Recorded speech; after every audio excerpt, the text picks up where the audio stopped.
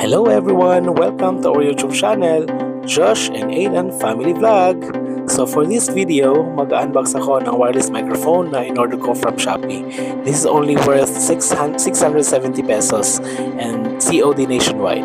Malalaman natin kung ito ba ay legit, yung binayad kong 670 is worth it ba or not.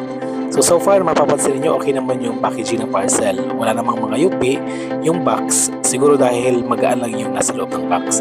So ito yung mga inclusions ng box. Meron siyang manual with instructions sa loob. Tapos meron din siyang charger, transmitter, and the receiver. So susubukan natin ngayon kung maganda ba ang quality ng wireless microphone na in-order natin from Shopee.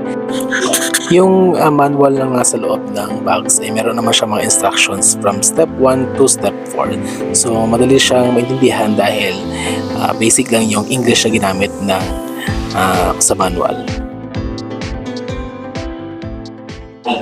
Ikumpara nato ang kanang normal voice nako without the mic. Ayun, sa video lang sa cellphone.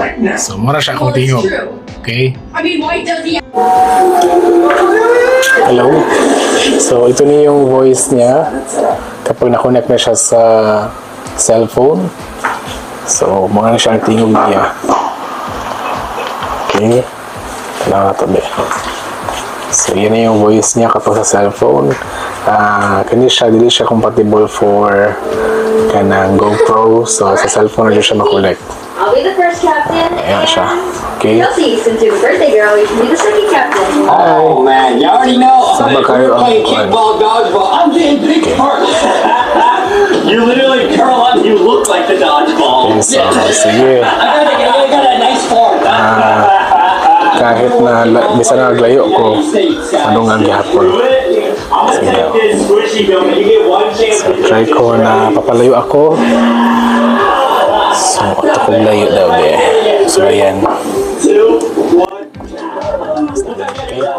Sasabi ko to. Okay, malamog gihapon.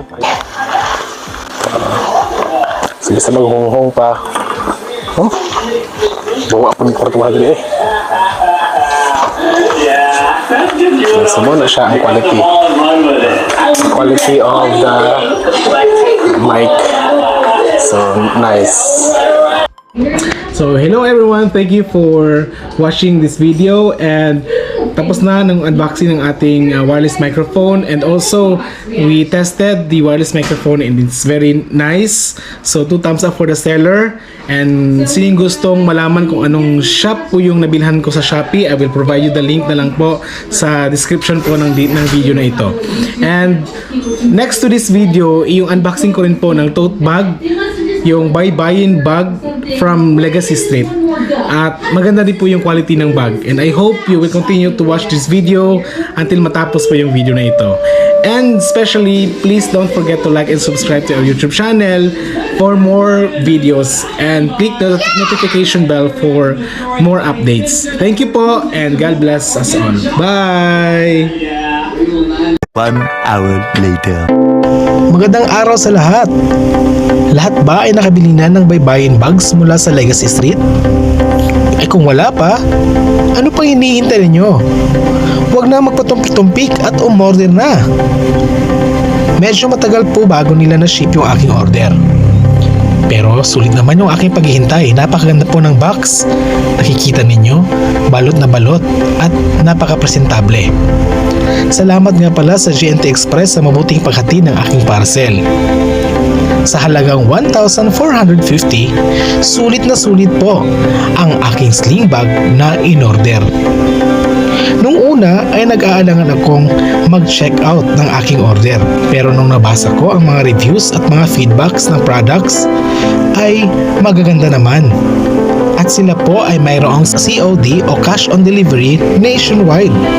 Marami pong mapaglalagyan ang sling bag. Detachable naman ang sling na pwedeng gawing handbag. Maganda po ang tela at ang design ng bag.